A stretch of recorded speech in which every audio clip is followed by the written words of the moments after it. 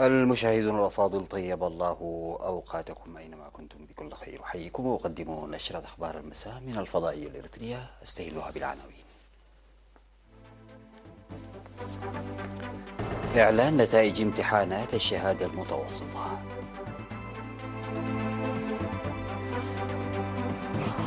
تقييم أنشطة العام الدراسي 2022-2023 في القاشبركة. جمعية أصحاب سيارات الأجرة يغرسون 5000 شتلة. الأمم المتحدة تعلن بدء المرحلة الثانية من انسحاب قوات حفظ السلام من مالي. كيم جونغ أون يدعو إلى تعزيز القوى البحرية لكوريا الشمالية. الصين وأمريكا تواصلان بحث تخفيف التوترات التجارية. السلام عليكم ورحمة الله. أعلنت وزارة التعليم نجاح 36814 طالبا من مجموع 65389 طالبا جلسوا لامتحانات الشهادة المتوسطة هذه السنة. وأوضح مسؤول وحدة الامتحانات الوطنية السيد هبت أسفاي أن نسبة النجاح بلغت 56.3%، 46.4% منهم من الطالبات، وقد أرسلت النتائج حاليا إلى المدارس، مشيرا إلى أن 841 طالبا بينهم 464 طالبة أحرزوا النقاط العالية من 90 وما فوق. وذكر جلوس الطلاب لامتحانات الشهادة المتوسطة التي جرت في شهر يونيو الماضي من 453 مدرسة داخل البلاد وثلاث مدارس في مدينتي جدة والرياض السعودية وكسل السودانية. وأوضح بأن نسب النجاح المئوية بلغت 42.7 مئوية في إقليم عنسبة، و56.6 مئوية في الإقليم الجنوبي، و52.9 في إقليم القاشبركة، و70.3 مئوية في الإقليم الأوسط، 41.3 مئوية في إقليم شمال البحر الأحمر، و57.3 في إقليم جنوب البحر الأحمر، و81.3 مئوية في مدرستي الرياض وجدة السعودية، و97.6 في كسل السودانية، و94.6 مئوية في قوات الدفاع.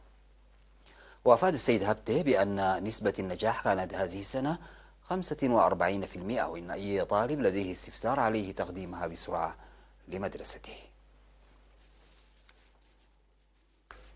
أجرى فرع وزارة التعليم في إقليم القاشبركة تقييما لأنشطة العام الدراسي 2022-2023 في مديرية أغردات يوم 24 من أغسطس بحضور مدراء 16 مديرية والجهات ذات الصلة.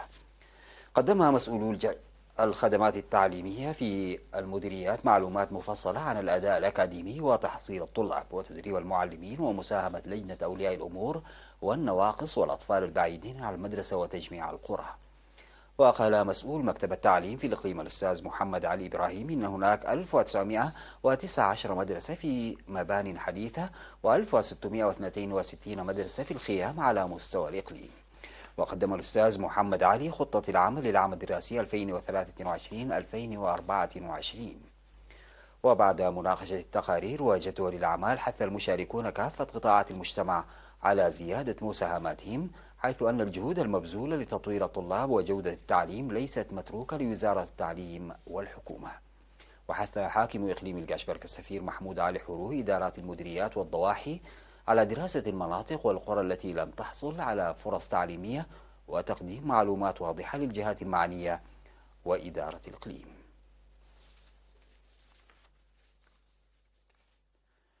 أوضح رئيس جمعية أصحاب سيارات الأجرة في الإقليم الأوسط السيد منقس قيلا ميكائيل نمو 98% من أكثر من 5000 شجرة زرعها الأعضاء في السنوات الثلاث الماضية في منطقة مايدمنت.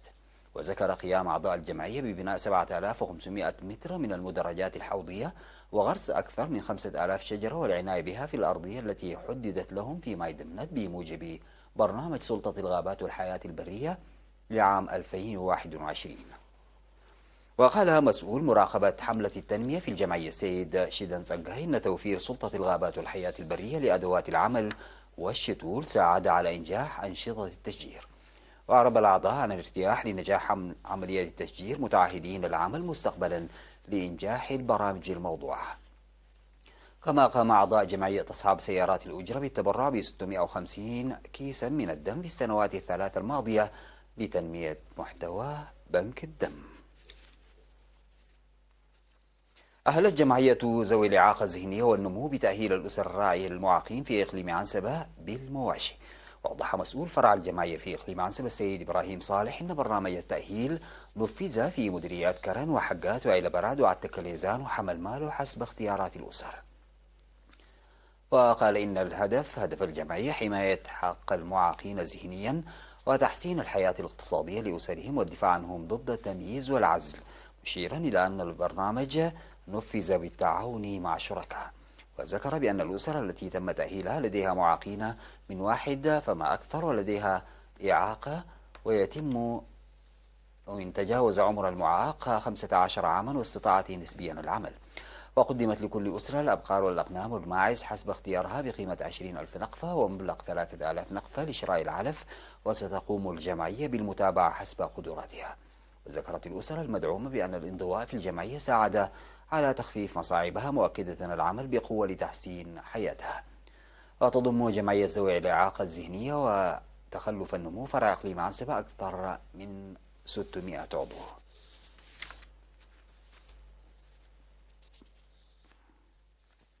استشهد في 28 من أغسطس عضو هيئة إدارة الجيش الشعبي الرائد كفل ميكائيل هبتة مريم أمينة عن عمر بلغ 66 عاما جراء مرض ألم به. التحق المناضل كفل ميكائيل بصفوف جبهة التحرير الإريتري عام 1975 وانتقل عام 1978 إلى الجبهة الشعبية لتحرير إريتريا، وخدم قبل الاستقلال في القوات المقاتلة وجهاز النقل، وبعد الاستقلال في وحدة النقل في الفيلق 161 وهيئة إدارة وزارة الدفاع وهيئة إدارة قيادة الجيش الشعبي بمختلف مستويات المسؤولية. المناضل الرائد كفل ميكائيل هبتة مريم متزوج وأب ل5 أبناء، وقد وري جثمانه الثرى في الساعة 10 من اليوم 29 من أغسطس في مقبرة الشهداء في مدينة كرن. وتعرب قيادة الجيش الشعبي في وزارة الدفاع عن حزنها لاستشهاد المناضل كفل ميكائيل هبتة مريم، وتقدم تعازيها لأسرته ورفاقه وأصدقائه.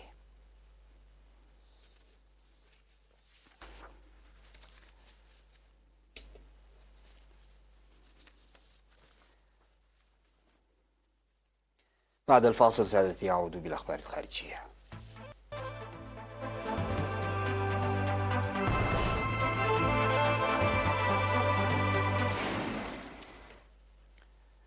أعلن رئيس بعثة الأمم المتحدة في مالي القاسم وان إن المرحلة الثانية من انسحاب قوة حفظ السلام من هذا البلد والتي بدأت ستكون صعبة للغاية بسبب الجدول الزمني الضيق والظروف الأمنية واللوجستية. وأعلن القاسم في كلمة له أمام مجلس الأمن الدولي أن القافلة الأخيرة التي غادرت البر احتاجت إلى 51 ساعة لقطع مسافة 57 كيلومترا إلى تمبكتو بسبب طبيعة المنطقة الوعرة والوضع الذي يتفاقم بسبب موسم الأمطار وانعدام الأمن، وتعرضت لهجومين نفذهما متطرفون مجهولون. وأشار إلى أن الانقلاب في النيجر المجاورة له أيضا تداعيات على خطتنا الانسحاب التي تقوم على استخدام منطقتي العبور في كوتونو ولومي، وبالتالي تستلزم المرور عبر النيجر. وذكرت السفيرة الأمريكية ليندا توماس جرينفيلد كما كان يخشى الكثير منا فإن قرار الحكومة الانتقالية بتعليق عمل مينوسما أدى إلى أعمال عنف جديدة على الأرض. دعا الزعيم الكوري الشمالي كيم جونغ أون إلى تعزيز القوى البحرية للبلاد وفق ما ذكرت وسائل إعلام رسمية، محذرا من أن مياه شبه الجزيرة الكورية تطفح بخطر حرب نووية. وشجب كيم تنامي التعاون الثلاثي بين زعماء العصابات في إشارة إلى قادة الولايات المتحدة وكوريا الجنوبية واليابان الذين تجري بلادهم مناورات بحرية مشتركة. وأوردت وكالة الأنباء المركزية الكورية الشمالية الرسمية أن كيم الذي زار مقر القيادة البحرية إنه اتهم واشنطن بأنها باتت أكثر هياجا من أي وقت مضى من خلال إجراء مناورات بحرية مشتركة ونشر أصول استراتيجية نووية في المياه المحيطة بشبه الجزيرة الكورية على أساس دائم. وقالت البحرية الكورية الجنوبية في بيان إن المناورات التي جرت في المياه الدولية قبالة جزيرة جيجو جنوب كوريا الجنوبية شاركت فيها مدمرات مجهزة بأنظمة رادار إيجس من الدول الثلاث.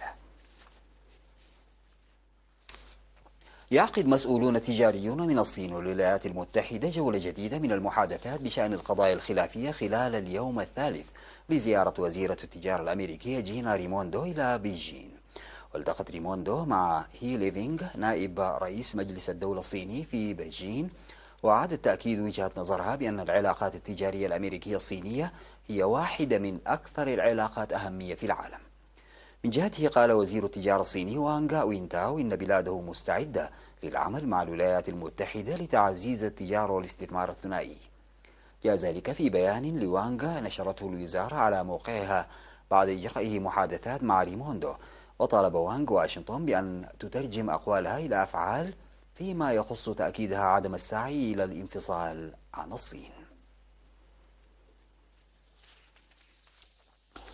أثار اكتشاف طبي نادر الحدوث حالة من الدهشة والقلق في المجتمع الطبي عندما اكتشفت الدكتورة هاري بيرياباندي جراحة الأعصاب بمستشفى كامبيرا دودة دائرية حية تبلغ طولها 8 سنتيمترات في دماغ امرأة تبلغ من العمر 64 عاما. وتم نقل المريضة وهي من جنوب شرقي نيو ساوث ويلز إلى مستشفى كامبيرا بعد عام من الشكاوى المتزايدة من الاكتئاب وفقدان الذاكرة، بالإضافة إلى مجموعة من الأعراض الجسدية. وأظهرت فحوصات الأشعة المغناطيسية وجود شذوذات في دماغها، ما استدعى إجراء عملية جراحية. أثار هذا الاكتشاف جدلا واسعا بين العلماء والأطباء، خاصة بعد تحديد نوع الدودة الدائرية، وهي نوع معروف بأنه يصيب الثعابين بشكل أساسي. هذه الحالة تعتبر الأولى من نوعها عالميا فيما يتعلق بإصابة البشر بهذا النوع من الطفيليات.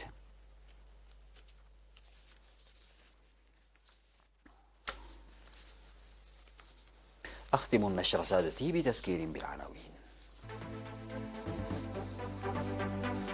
إعلان نتائج امتحانات الشهادة المتوسطة.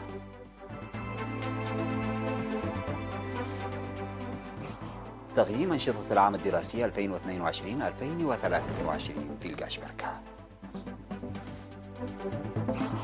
جمعية أصحاب سيارات الأجرة يغرسون 5000 شتلة. الأمم المتحدة تعلن بدء المرحلة الثانية من انسحاب قوات حفظ السلام من مالي. كيم جونغ أون يدعو إلى تعزيز القوى البحرية لكوريا الشمالية. الصين وأمريكا تواصلان بحث تخفيف التوترات التجارية. انتهت نشرة الأخبار قدمتها لحضراتكم من الفضائية الإذاعية. شكرا لمتابعتكم. السلام عليكم ورحمة الله تعالى.